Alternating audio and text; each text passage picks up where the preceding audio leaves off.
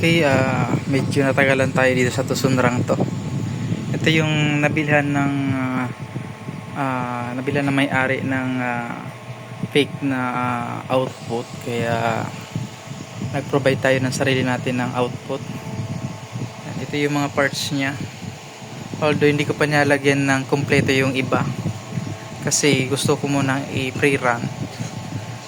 Mayroon tayong signal, meron tayong mixer, may oscilloscope tayo dito. Yan, para mas makita. Ito yung channel 1. Yan, okay na siya. May napansin pa ako sa channel 2, although may signal ang channel 2, kaso pansin natin dito, yun, nagpo-protect siya.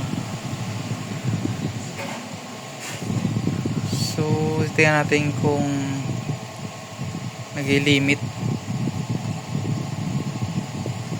kasi may signal na yung limitero natin. Ayan. Pero yung channel 1 wala pa.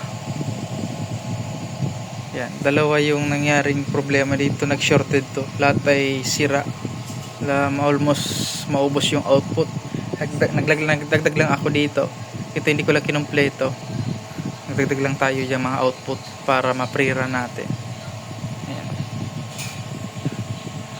Tingnan natin kung may problema pa tong isa.